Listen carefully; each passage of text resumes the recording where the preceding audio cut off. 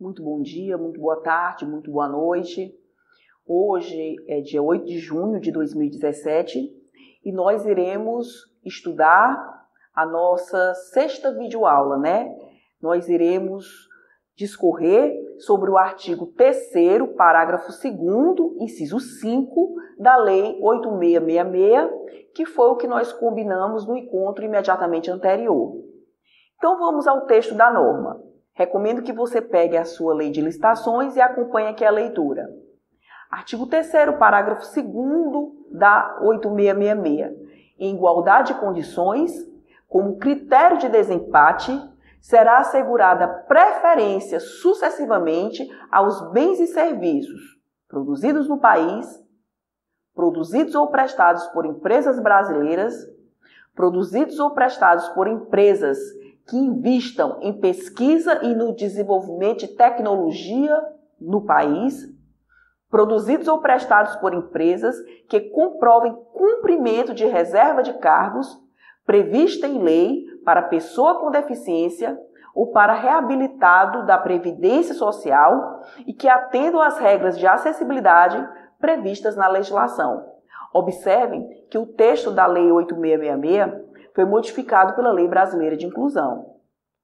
Aparentemente, esse dispositivo é bom, mas a gente vai ver que esse dispositivo ele contempla 3 problemas. Já é alguma coisa, mas poderia ter sido melhor. Primeiro problema: a ordem de preferência estabelecida, por quanto sucessiva, vai de encontro à ideia da efetivação da isonomia em sentido material. E o que é isso? Os desiguais deverão ser tratados de modo desigual, respeitadas as suas desigualdades. O critério legalmente estabelecido no artigo 3º, parágrafo 2º, inciso 5, deveria ter prioridade, preferência, comparativamente aos demais, notadamente por estar a serviço do princípio da dignidade da pessoa humana. Se a gente observar, o primeiro critério de desempate qual é? É se o bem é produzido no país. Segundo critério de desempate, se o bem é produzido ou prestado por empresa brasileira.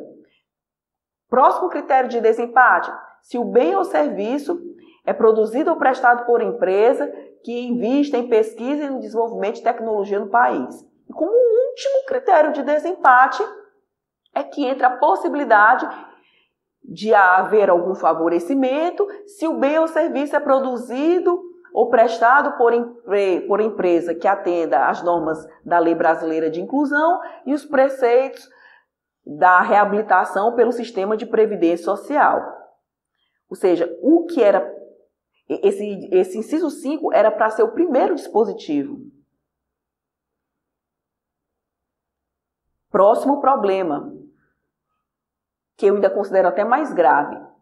A norma só pensou em positivar critério de empate real. O empate que você está vendo aí é o empate real, é havendo total empate, até nos centavos.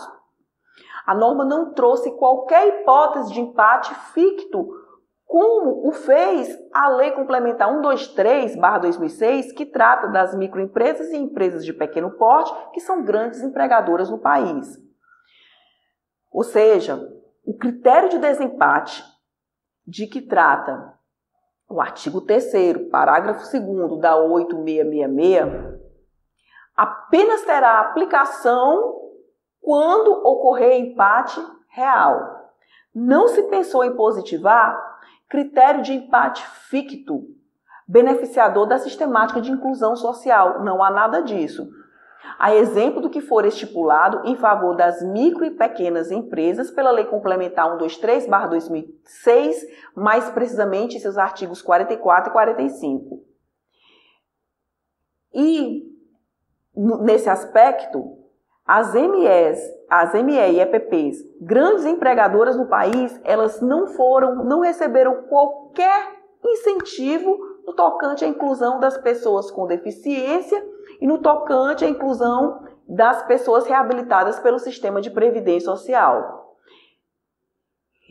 Repetindo, pelo que não resta incentivada sua adesão à política pública de inclusão social. Olha só o que é que dispõe a Lei Complementar 123/2006. Artigo 44. Nas licitações, será assegurada como critério de desempate preferência de contratação para as microempresas e empresas de pequeno porte, parágrafo 1º. Entende-se por empate aquelas situações em que as propostas apresentadas pelas microempresas e empresas de pequeno porte sejam iguais ou até 10% superiores à proposta melhor classificada. Está aí uma gordurinha, uma hipótese de empate ficto. Olha o que diz o parágrafo 2º.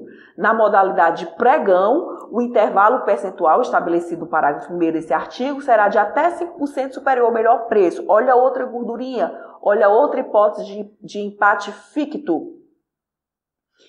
O caput diz que é assegurada como critério de desempate preferência de contratação para as ME e EPP.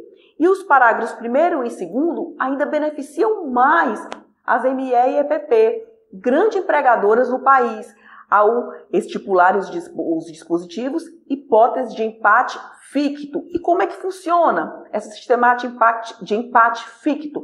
Quem vai dizer é o 45, inciso 1. Para efeito do disposto no 44, ocorrendo o empate, proceder-se-á da seguinte forma. A microempresa ou EPP, melhor classificada, poderá apresentar proposta de preço inferior àquela considerada vencedora do certame, situação em que será adjudicado em seu favor o objeto licitado. Ou seja, ocorrendo a hipótese, ocorrendo as hipóteses lá do artigo 44, a ME, o EPP, será chamada para uma espécie de repescagem e se ela ofertar uma proposta menor ao que ofereceu até então melhor proposta, se ela oferecer uma proposta menor, nem que seja 1 centavo, ela sagrar-se-á a vencedora do certame. É assim que funciona a sistemática de empate ficto, de que tratam os parágrafos 1º e 2º lá do artigo 44 da Lei Complementar 123. Nada disso foi concebido, pensado, idealizado pela Lei Brasileira de Inclusão. Explicando melhor, preparei um slidezinho para vocês para tentar traduzir o dispositivo. Como funciona o empate ficto? Segundo a Lei Complementar 123, caso uma ME ou EPP ofereça proposta igual ou até 10% superior à menor proposta, no caso do pregão 5%,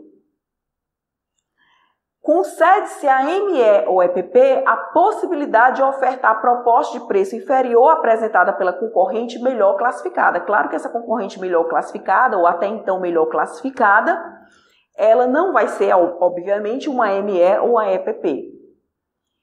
Ou seja, tendo uma ME ou uma EPP empatada com outra que não esteja na mesma condição, aí sim se aplicam as regras do 44 e do 45 da Lei Complementar 123. Caso a ME ou EPP exerça a faculdade lá dos parágrafos 1º e 2º, 1º ou 2º do 44 da Lei Complementar 123, caso a ME ou EPP exerça a faculdade e apresente oferta menor, nem que seja 1 centavo menor, ela será a vencedora do certame. Problema, mais problema da Lei Brasileira de Inclusão ao modificar o texto da 8666, já saindo da Lei Complementar 123. Outro problema da LBI em diálogo com a 8666. Em que pese a sofrível regulação no que concerne ao critério de desempate dos licitantes, acabamos de ver que o artigo 3º, parágrafo 2º, inciso 5, ele falhou porque era primeiro para ter sido o primeiro critério de desempate. E como se não bastasse, ali só se trata de empate real. A norma não tratou de qualquer hipótese de empate ficto. Somente esse aspecto for adotado como obrigatório, deixando a discricionariedade administrativa, o estabelecimento das margens de preferência disciplinadas lá no artigo 3º, parágrafo 5º, inciso 2, sobre esse tema, nós falamos nas videoaulas anteriores, né? O que é que eu estou querendo dizer? Que tanto o artigo 3º, parágrafo 2º, inciso 5, como o artigo 3º, parágrafo 5º, inciso 2, têm suas falhas. Nesta videoaula de hoje, nós falamos das falhas do artigo 3º, parágrafo 2º, inciso 5. Nas videoaulas anteriores, nós falamos das falhas do artigo 3º, parágrafo 5º, inciso 2. Ambos da 8666, modificados pela Lei Brasileira de Inclusão. Pessoal, eu sei que já é alguma coisa, mas há muito a se fazer. É essa sensibilidade que eu gostaria de transmitir a vocês.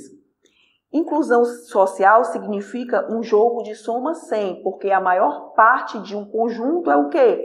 O todo. Isso explica a teoria da matemática.